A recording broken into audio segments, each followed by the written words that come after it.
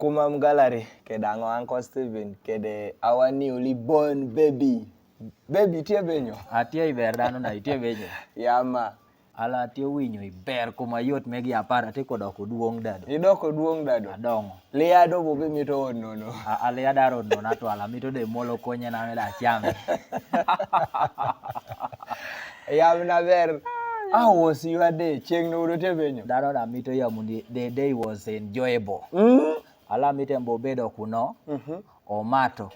O mielo. O chamo. Amito wacho ni be kuno liet. Inyo kejwato tiye. Uncle Steven tiye. Nasan tiye ye. Tuai. Namfuka kireka.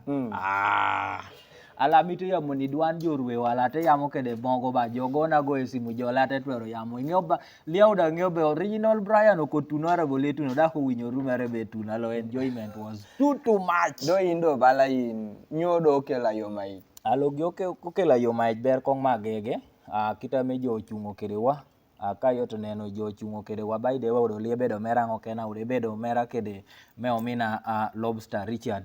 So jo ko chungo kedewa amitio mi be udo lia ti ye piente sama oto kede atene no jo nonok but esa medo kom kopi kokome aneno jo tie balo tie kanyomi kokome Ikome oyo moya okonyuto na mar amejo tie kede da mito yambe kono gire won kumam dedede kama yamba yame ukita mamaro kede litwer nu yei do ichunya kan atie kede mar aduong apart asoto to mejo kade mitudo nyuto be mara tiene yama ba mari dogi mari kona twero budo ber jo dedi yakobino da keti korani nei korani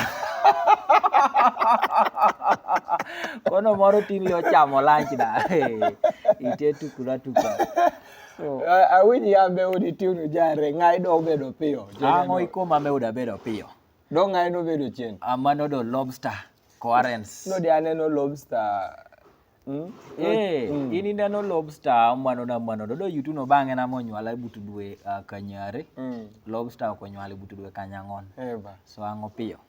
So aruonge nyodo mitie kede aber mere yaro yamone jo bino chenge no chungo kede jali otwero ayaro yamone jo bino chungo keda magege amito ber puono lubanga mano pi mar amegi keto ikoma dena ko puono gida dedede me kanyakin meneno be gibino digi ko chungo kede wa karachiel awudo lia mea moko bala orobedo tota mano dokono gire wo namba mejo nyuto na kuno okobena neno mielo ingeo miel abilere di komarawa tida ka udo te chata gino koma yuan ba de ko weka yuan de kubino miel kuno aleno gija kwa chega ka duka bere ko rigini ko udo tie di dirin moga udo dongo joka igi kom dongo ingeo lia igi tie bala megungo alo joka diko idi komiel kede wawacho bedo mando pa karani mio i joka ya chale megwa alo liada ngeo ichun mogo mechalo gido mano da kede so amite amebo poi no chungo kede wa opoi no marwa moso ida opoyo bedo tie kede wa kuno mano udo MC wa mecheng no dano na nap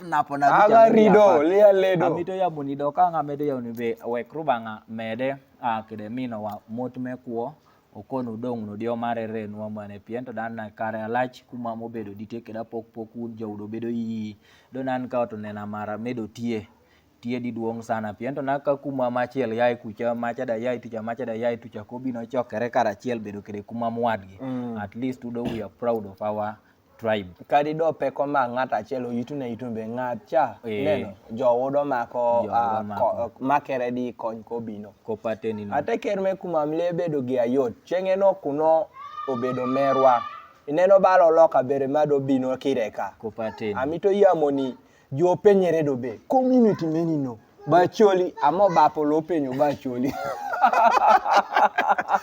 akopiem keda yambe kom kumam yamba choli benyo enena ngachala choli no wara nyuara